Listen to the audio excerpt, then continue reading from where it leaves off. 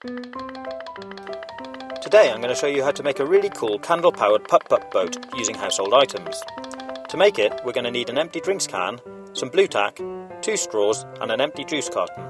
First we're going to make the boiler, and we'll start by taking our Coke can, cutting off the top and bottom with a pair of scissors and turning it into a flat sheet.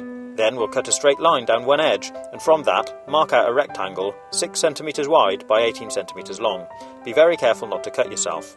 Once we've cut that out, we need to gently fold it in half, but don't push down hard on the fold as we don't want it to tear. Next we need to mark out a 1 cm line around one half of the boiler and cut it out with our scissors. So we should now have something which looks like this. Next we're going to take our blue tack, warm it up in our hands and roll it out into a long worm about ½ cm fat. Then we're going to open up our boiler pattern and stick the blue tack onto the 2 outside edges of the smaller half. Next we're going to fold it in half, remembering not to push down hard on the fold, and stick the 2 halves together. Then we're going to take a bit more blue tack and put it on the edges. It should look like this. Next we're going to fold over the tabs on both sides and gently crimp it all the way up with some pliers to form a seal. Then we need to take our scissors and cut off the excess tab to leave one long tab along the bottom. Next we're going to take our blue tack and push it into a flat strip about 1 cm wide. Then we're going to wrap it around the end of one of the straws, followed by the second. Add a bit more until the straws are well sealed in a good plug of blue tack. Next we're going to open up the end of our boiler, be very careful not to cut your fingers, and push in the straws and blue tack plug. Add a bit more blue tack to form a good tight seal. It should look like this. Then we're going to take our scissors and cut the bottom tab along each side of the straws. Next, fold the tabs over and give them a squeeze with some pliers, but be careful not to rip the metal. Our boiler is now complete.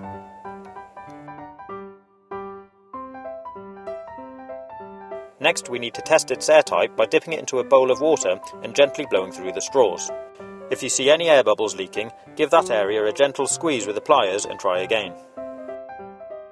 To make the boat, we're going to take our empty juice carton, mark out and draw a line down the middle of it and cut it in half. To make the cabin for the inside of the boat, cut the bottom off the half with a plastic lid. Or if you have another empty juice carton, you can cut the bottom off that to make a slightly bigger cabin. I've also cut out some windows and we'll be fixing this in place later. Next we need to cut a small hole in the bottom of the boat for the 2 straws to go through. This should be roughly halfway up the carton and in the middle. Then we need to put a thin ring of blue tack around the hole on both sides. Next we're going to take our boiler and poke the 2 straws through the hole. Then we're going to fix the straws firmly in place to the bottom of the boat with a strip of tape, making sure the straws run to the back of the boat and are central.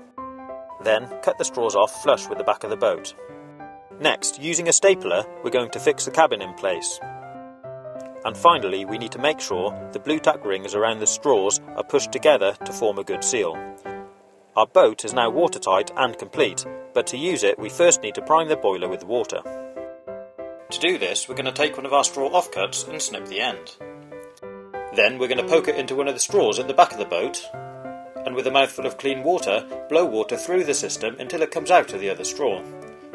The boiler is now primed and ready to use. All we need to do now is drop a tea-light candle under the middle of the boiler, put it into the bath and wait for it to warm up. It shouldn't take long for the boiler to start popping, and off she goes. After a while, you might find that the boiler leaks and doesn't work properly, in which case you might need to seal it with some more blue tack. Or, if you have any, you could make a boiler using epoxy glue rather than blue tack. This is far more durable and should last a lot longer.